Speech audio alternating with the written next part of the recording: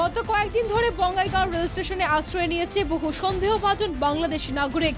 গোপন সূত্রে খবর পেয়ে রেল স্টেশনে মেগা সার্চ অপারেশন বঙ্গাইগাঁও পুলিশের।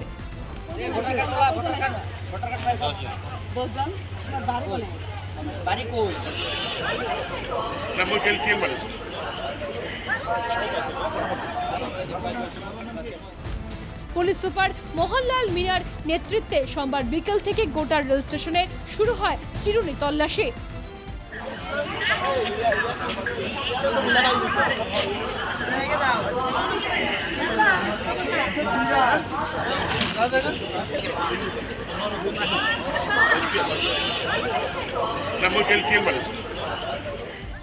পুলিশের এই অভিযানে মিলেছে সফলতাও।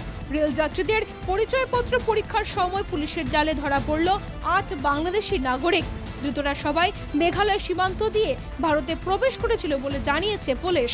চেন্নাইতে যাওয়ার জন্যই ভারতে এসেছিল ওই ৮ বাংলাদেশি যুবক। আমি কিছু বলতে পারবো না।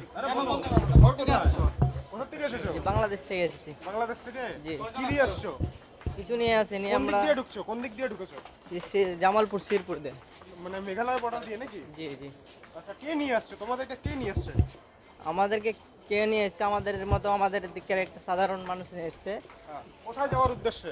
কোথায়? চেন্নাই যাওয়ার উদ্দেশ্যে। চেন্নাই কাজ করবে তাই। কত টাকা দিতে? কত টাকা দিয়েছিলে?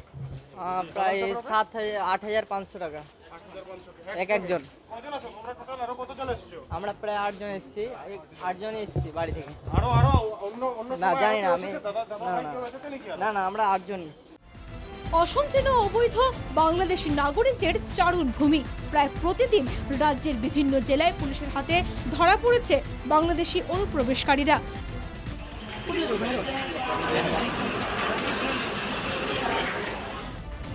প্রতিদিনই পুলিশ পুশব্যাক করছে তাদের, কিন্তু ঠেকানো যাচ্ছে না অনুপ্রবেশ।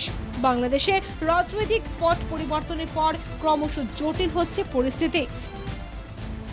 বঙ্গাইগাঁও থেকে সৌভিক নন্দীর রিপোর্ট, এনকেটিভি বাংলা।